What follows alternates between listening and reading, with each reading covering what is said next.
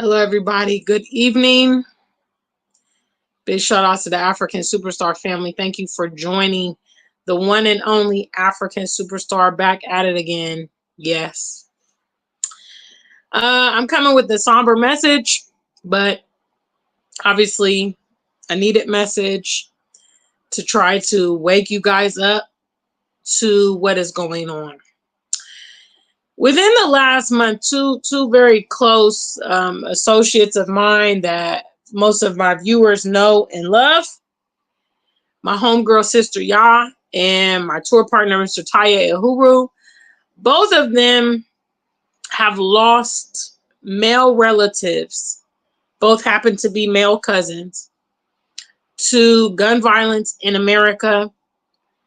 And the most recent one, which just happened a few days ago, it happened in Cleveland, which is the cousin of Mr. Taya Uhuru, a gentleman named Jose Jr., was murdered, I believe, last Friday.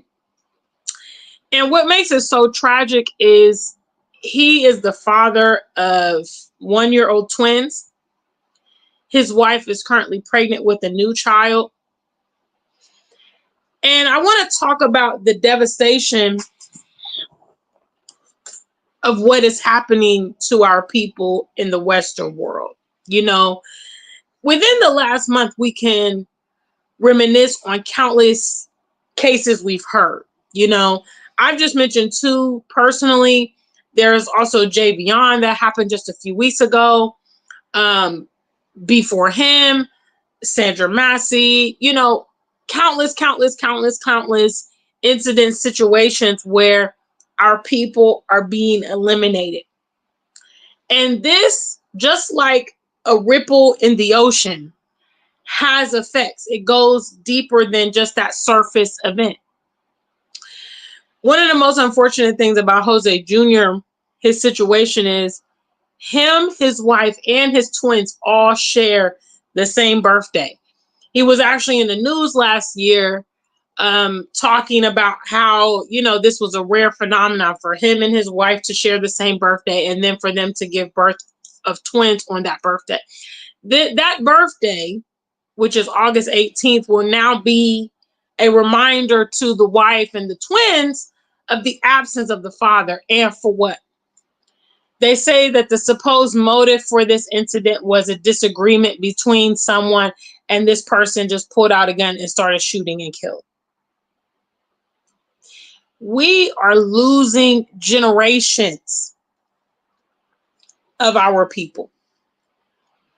So many young people are now becoming victims of this fentanyl drug crisis.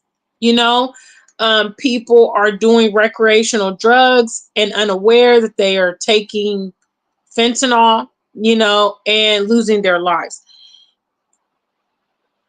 One of the most beautiful things about being here in Ghana is the multi-generational families. You can actually see the threads and how it all connects. You can see the resemblance and all those things in family members. And it's such a beautiful thing. But that's because they're not necessarily confronted with the same type of dangers and the daily danger that we navigate.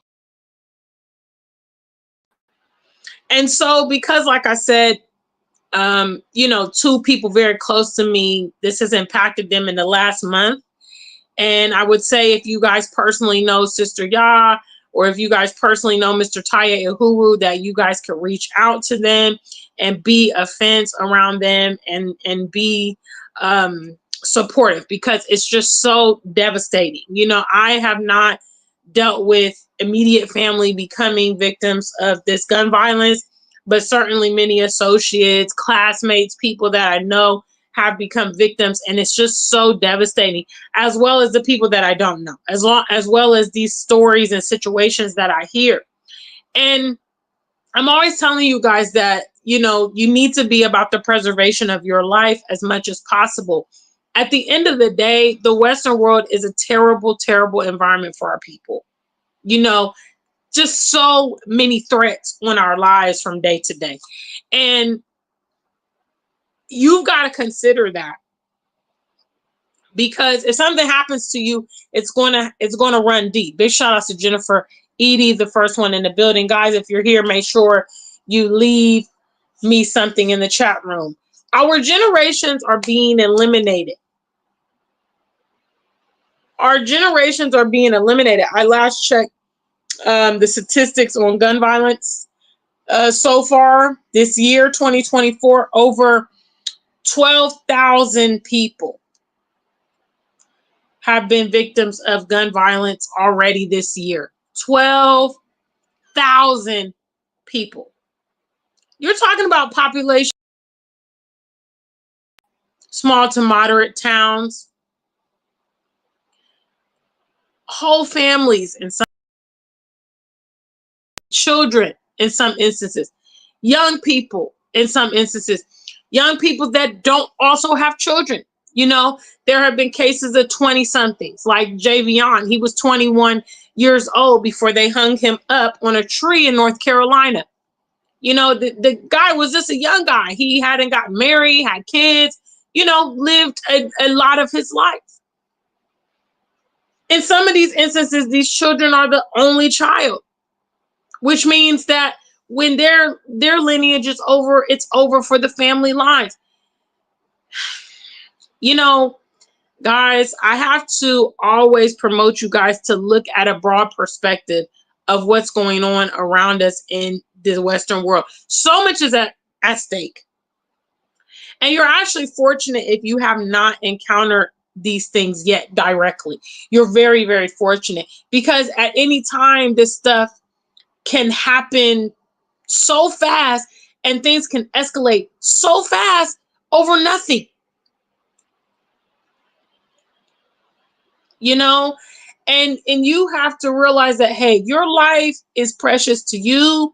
Your life is precious to your family, maybe your kids.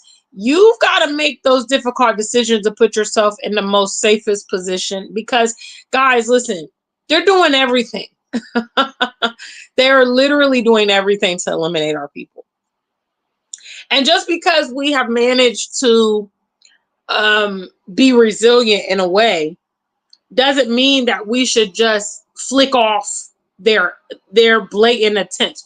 We should be recalibrating and finding out ways to enhance our longevity, ways to be in safer environments, ways to protect our lineage, our family, our generations, our kids, and stop trying to thumb our faces in all of this, you know, unchecked hostility, just insurmountable danger that surrounds us. It's just so tragic. And I really, you know, like I said, my heart goes out to my friends, because, you know, I know Sister Yah, she said this was one of her favorite cousins. She said that he was a quiet man. He never caused any trouble.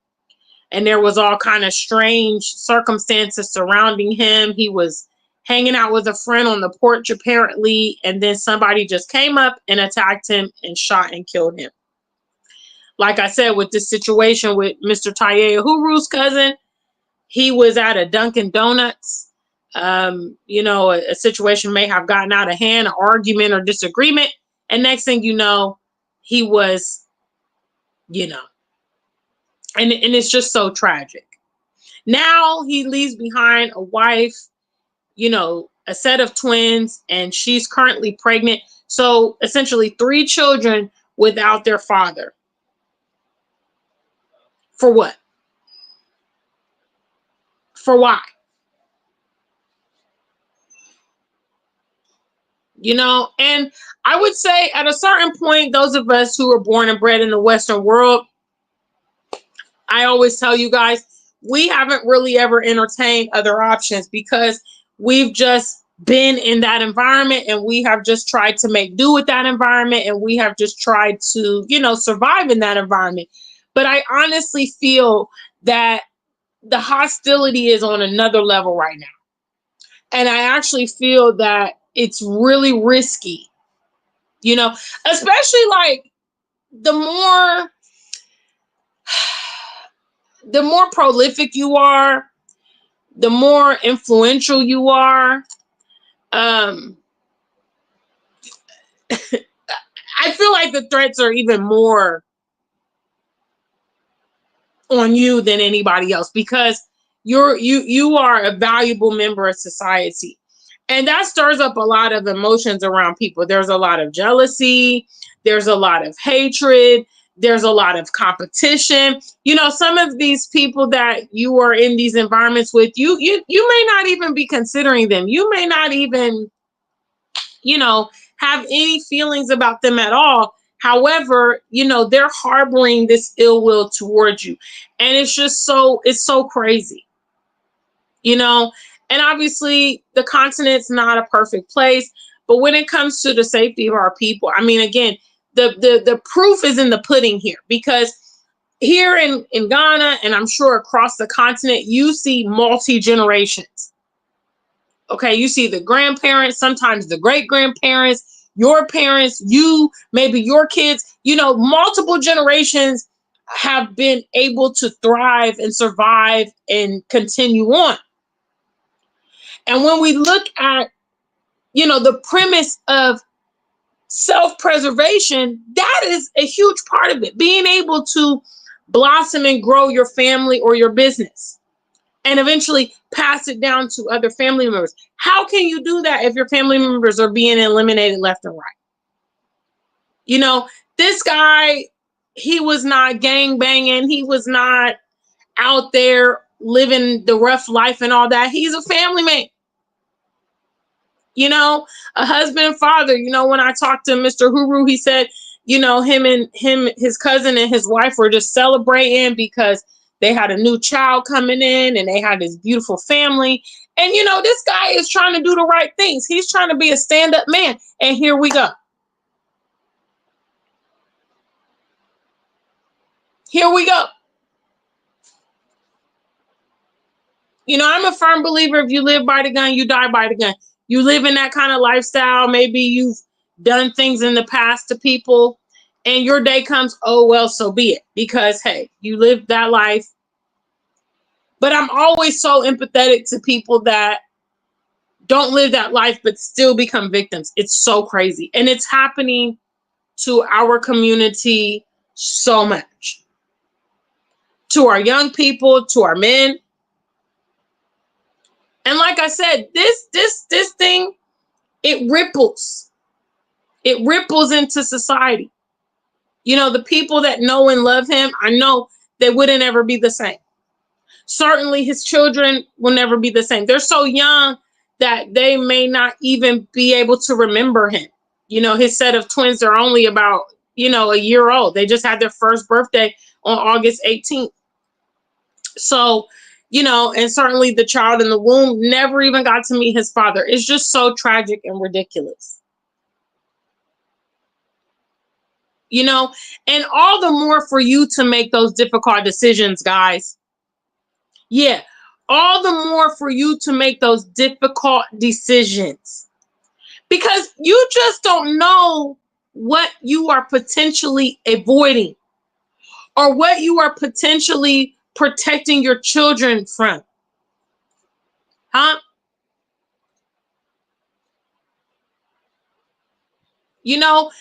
Environment presents a lot of either positives to your life or negatives in your life. Let's just say, for instance, there was a, God forbid or anything like that, but let's just say there was like a toxic chemical spill in your neighborhood. Huh? How many of you guys are going to stick around there to see if it's okay? Now, the government agencies are going to come and tell you, oh, yeah, everything's okay. The water's okay. We got it cleaned up. You know what I mean? It's safe to be here. Yeah, they're going to, because the government lies as a daily, pastime, basically.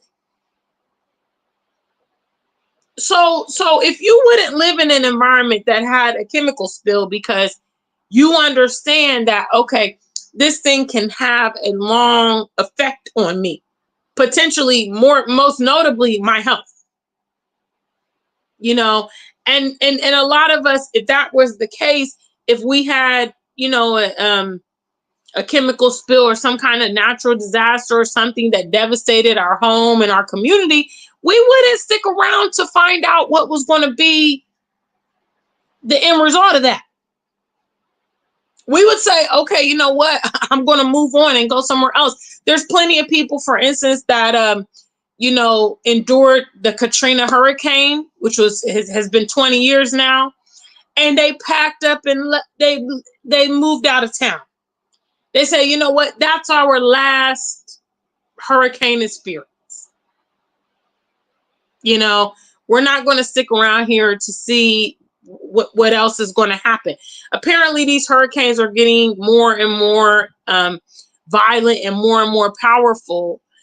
And I always think about that personally, you know, people living on these coastal areas, yet another perk, because they don't have hurricanes here in Africa. So you can enjoy coastal living, tropical living without that potential thing, you know? But I always think about that in places like, you know, Florida, Louisiana, California. I don't think California has a lot of hurricanes and stuff, but I'm always like, you know, every year, or for instance, like tornadoes down south. There are some places like Missouri, Kansas, they get hit with tornadoes all the time, you know, and I think to myself, it's just so wild that people continually decide to be in that environment knowing the threats. Think ahead, guys, and be safe, especially when it has to do with your life. Now, Hurricane Helene just came through the town a couple days ago, last week, tore up everything. Now I hear there's a brand new hurricane getting ready to come to Florida. Everybody evacuate. Everybody evacuate. Just like what I'm saying. When the threats are identified, the smart people are like, I'm not going to gamble. Huh? You're a black male. You have young black males in your family. You see the attack on black males. Huh? You see the emasculation of black males. You see the what do they call it? The school, the penitentiary pipeline. You know all these threats are aimed at your baby boy, your nephew, your grandson. Huh? And what we're doing here as pioneers, you're potentially able to change or eliminate certain things. I can tell you right now, you bring your teenage boy over here, him getting involved in a gang, low probability. Him getting strung out on drugs, low probability. Him getting gunned down in the streets, low probability. Him getting, assassinated by the police, low probability. Because of the different environment. Coming to the continent, guys, in more ways than one, is a lifesaver for our people. It allows us to live in peace for a change. It allows us to, create these generations that I'm talking about, not constantly be rest in peace and her smile used to light up a room and no. Living out the days of your life, guys, living into your old age, being able to see the products of your own, family. Because they are eliminating our people.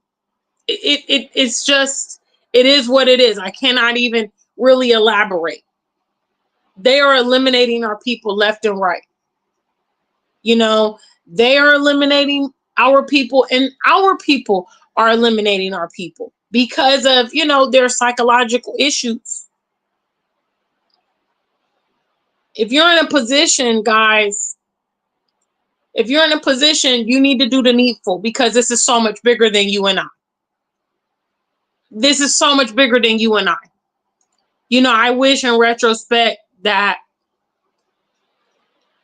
this young man was able to give his family perhaps a different reality.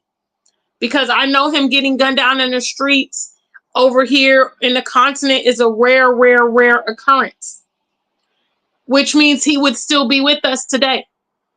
And it's just so tragic because of the fact that he is a young father, and actually wanted to be a part of his children's lives and create a family, married his, at the time he gave birth with the twins, she was his fiance. They went on to actually get married and, growing their family. And it's just so tragic, unnecessary, and unfortunate. Why was his life taken? Why?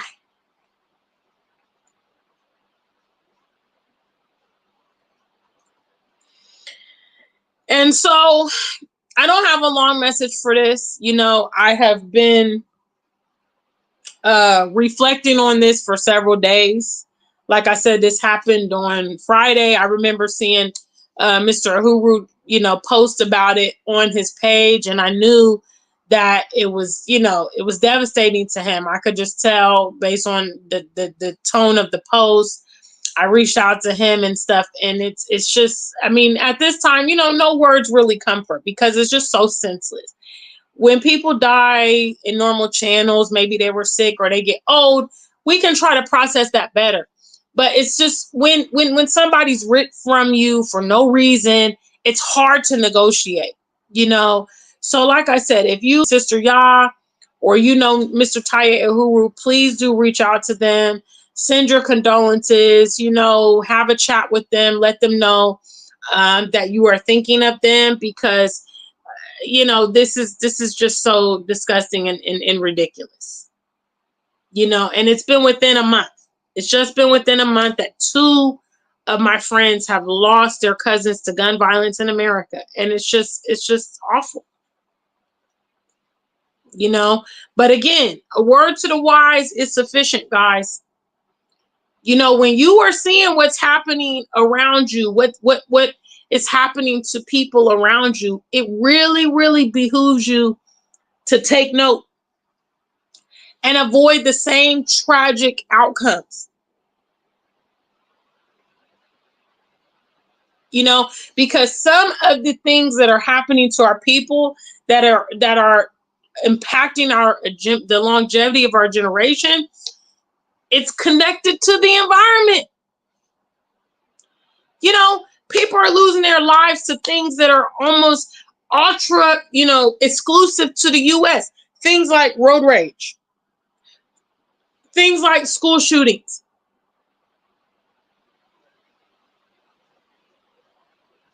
things like lynching. Some of these things, they don't happen either in other places of the world, or again, the probability is very low. Things that are frequent and common in America. Hello.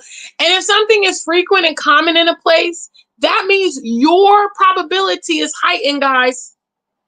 Yeah, your probability is heightened just because you're there, just because you live there, just because you're going up and down and being in various environments, and you don't really know who's next to you in the Walmart line or in the TJ Maxx line. You don't know who's behind you in this car as you're driving to work. You have no idea. Sometimes you don't know your coworkers, what's going on in their lives, in their mind. You don't know the student who's next to you in school.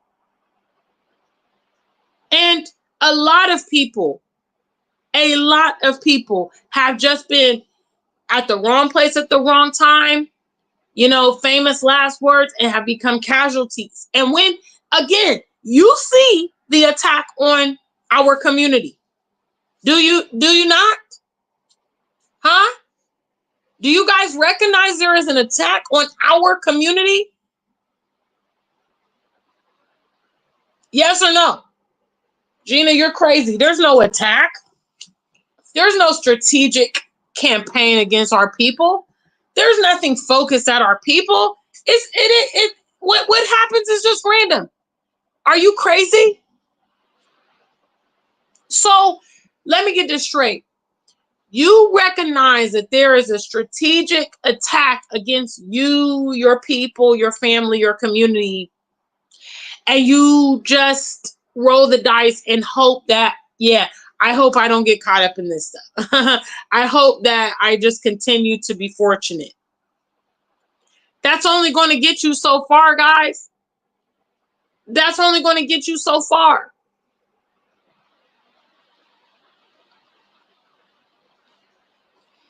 Big shout out to you, Moja. I see you there. We've lost so many older Black celebrities. Pillars between September and October is scary. It's like they're checking out before the stuff hits the fan. So many, I mean, again, in this example here, we hear about the celebrities because they're famous. But how our generations are being impacted is all the everyday people in between. Okay? All the people losing their lives to whatever type of stuff. Illnesses, murders, unnatural type of deaths. That's what I'm talking about. Unnatural type of deaths. And it leaves, again, such a gaping hole. These people have families, they have kids. It just leaves such a gaping hole in the whole environment when that happens, and it's just really awful. And I keep trying in my own little way. I'm no Harriet Tubman, but in my own little way, I keep trying to reach back to you guys and say, hey guys, there's a lot of danger surrounding you. And the wisest thing that you could probably do is get out of Dodge, get out of harm's way. Okay? Stop thinking that you are too big to get caught up in it. Please.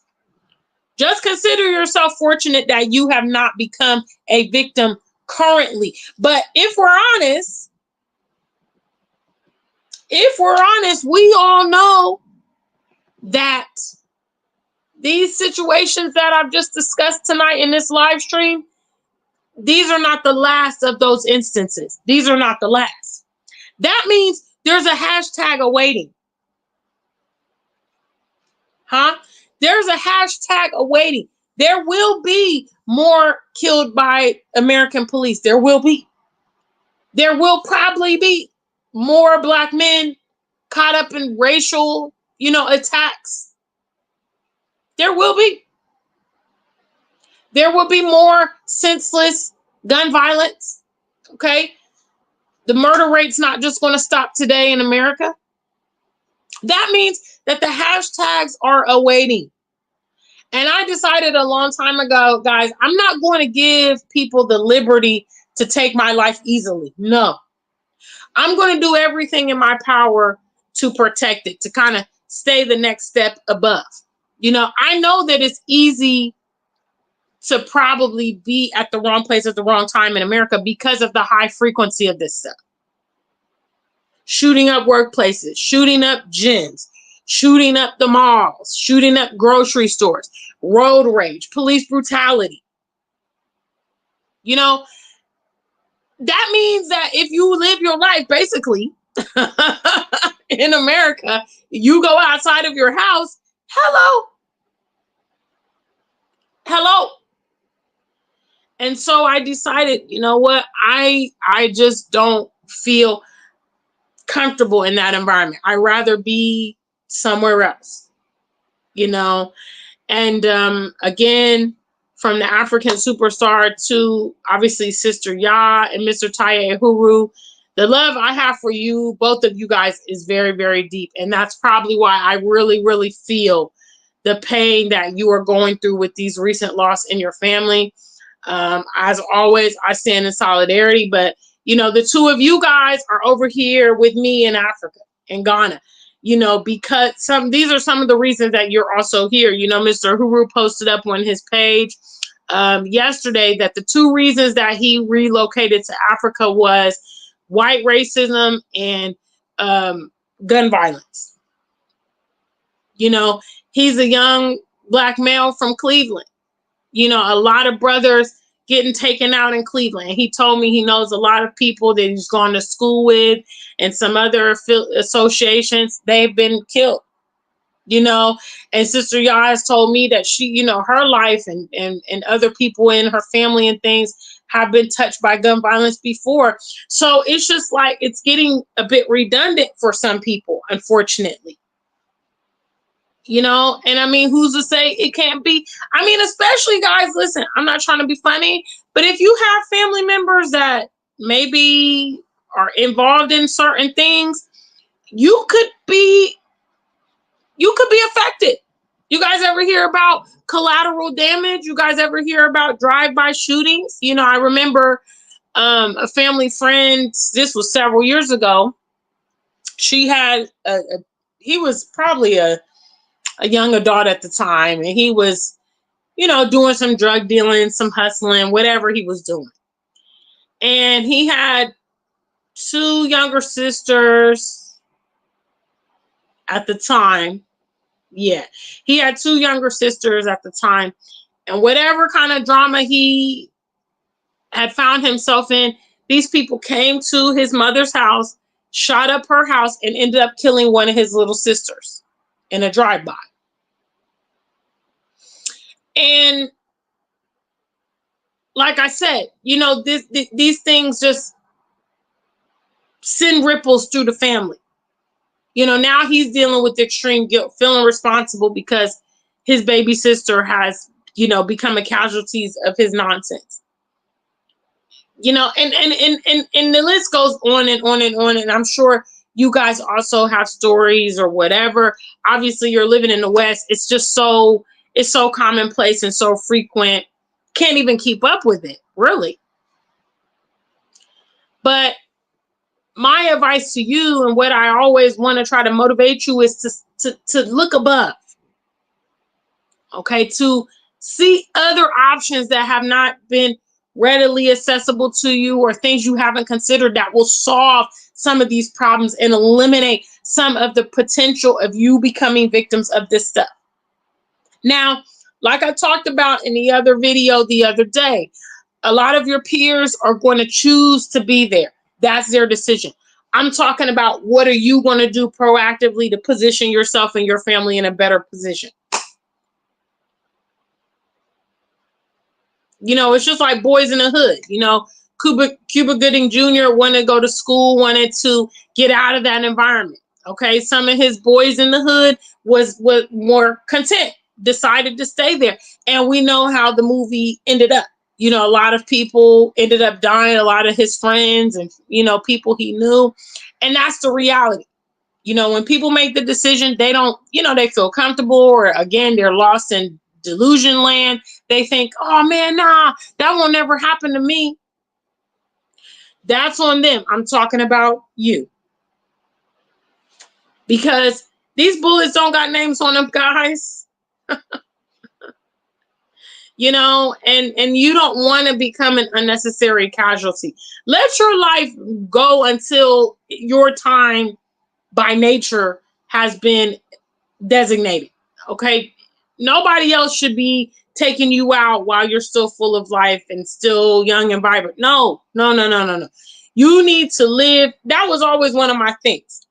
That's why I can't particularly become the most visible type of activist and all that stuff, because I want to live my life. I can't sacrifice my life for you people when you guys don't even listen. Hello? You guys won't even donate. You won't come to Africa. You won't shop with me.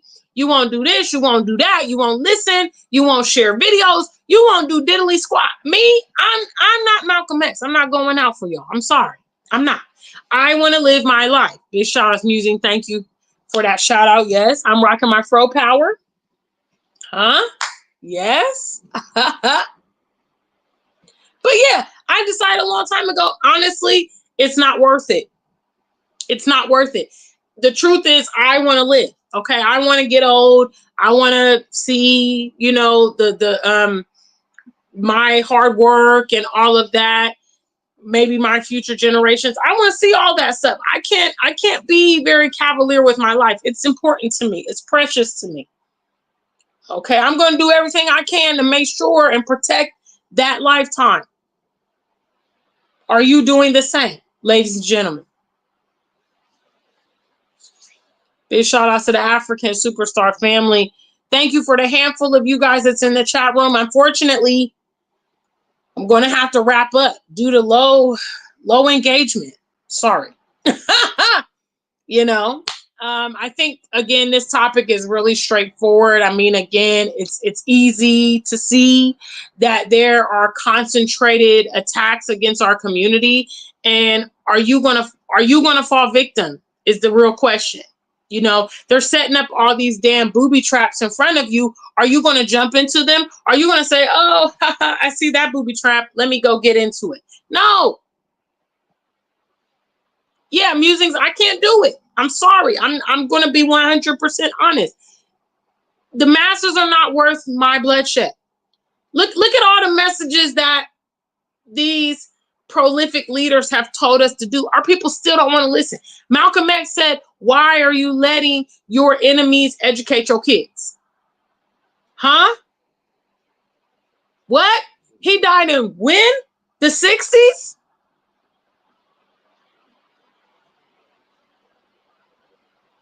Thomas Sankara. Huh? Kwame Nkrumah. Dr. Martin Luther King.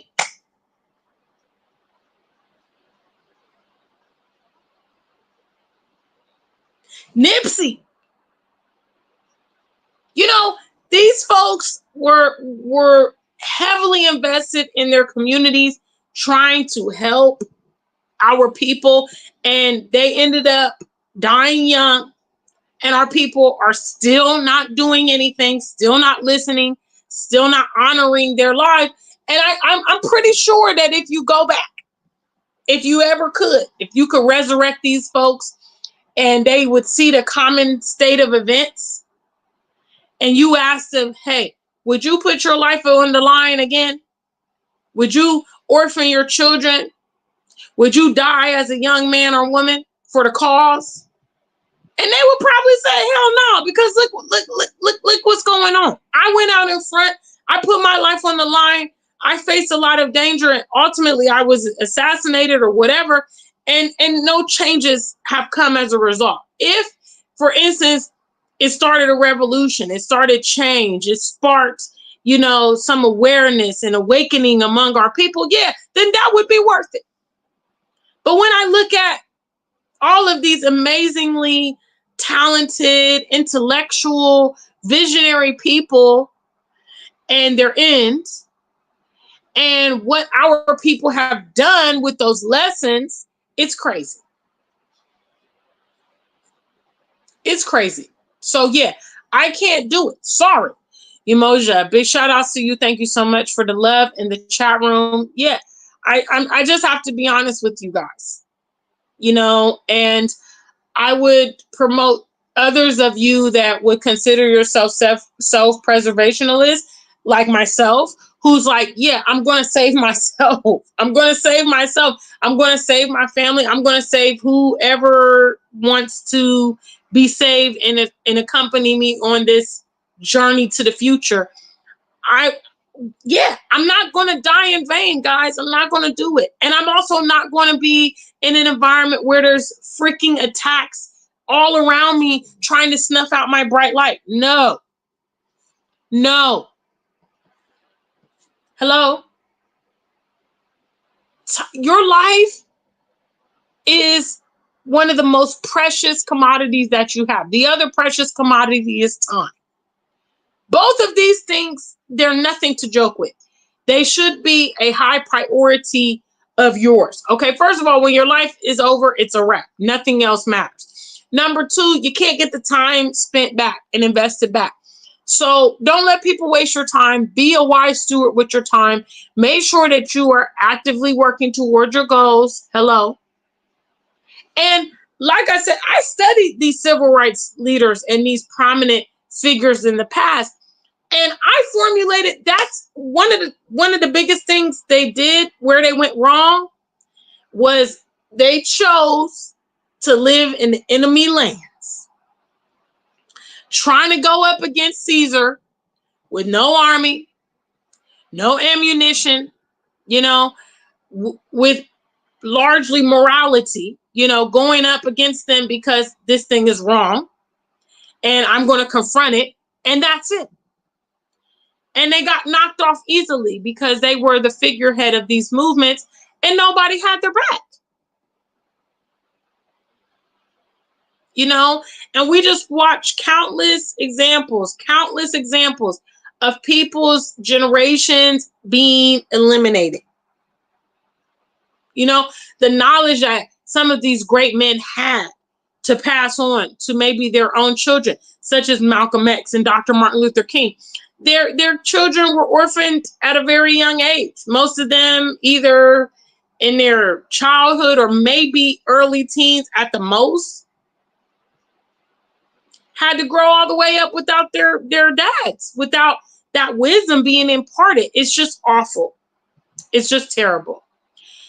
So anyway, guys, I just needed to, you know, personally express this. I've really been disturbed by what happened to their, you know, my friends' cousins. I've been just so disturbed because just thinking about the long-term ramifications of all of this death and destruction and murders and all of this stuff. It's really, really terrible. So big shout outs to the African Superstar family. I appreciate all of you guys for stopping by and seeing me today.